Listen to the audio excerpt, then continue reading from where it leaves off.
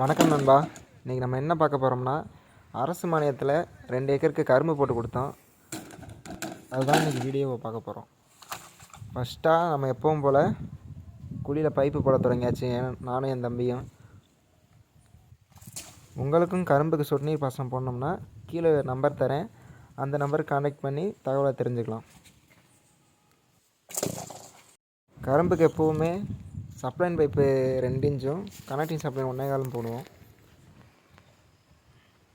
குழியில் பைப்பு எல்லாம் போட்ட பின்னாடி நம்ம சால்வெண்ட்டை யூஸ் பண்ணி 2 பைப்பும் ஜாயின் பண்ணுறோம்.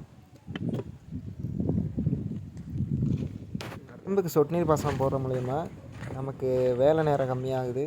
அது போக கரும்போட வேருக்கு டைரெக்டாக நீர் போகிறதுனால கரும்போட வளர்ச்சியும் செழிப்பாக இருக்கும்.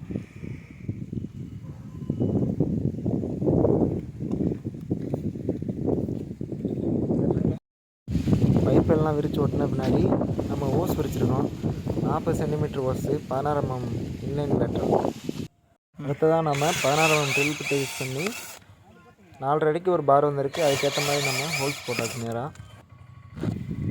நம்ம இங்கே வந்து நெட்டாஃபிம் கம்பெனி தான் யூஸ் பண்ணியிருக்கோம். நெட்டாஃபிம் ஜிடி வாசல் மாட்டியாச்சு. கரும்பை பொறுத்தளவு நம்ம பிளேன் லேட்டரில் மாட்டி மேலே உள்ள இன்லைனும் ஆன்லைன் ஓஸையும் சேர்க்குறதுக்கு எள்ளு யூஸ் பண்ணியிருக்கோம். 16 mm எள்ளு யூஸ் பண்ணுறதுனால நமக்கு தண்ணி சீராக போகும், எந்த இடத்துலையும் மடங்கிறதுக்கு வாய்ப்பு இல்லை.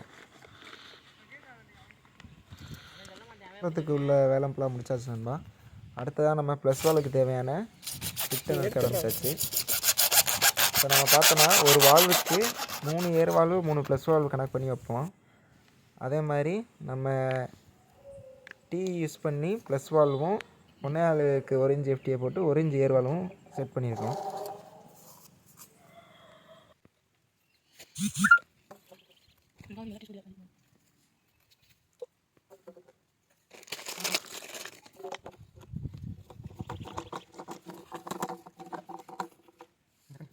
அவ்வளோதான் நண்பா, இந்த வீடியோ முடிஞ்சிச்சு. அடுத்த வீடியோவில் ஃபில்டரும் வால்வு எப்படி செட் பண்ணுறதை பார்க்கலாம். இந்த வீடியோ பிடிச்சா லைக் அண்ட் சப்ஸ்கிரைப் பண்ணிடுங்க நண்பா.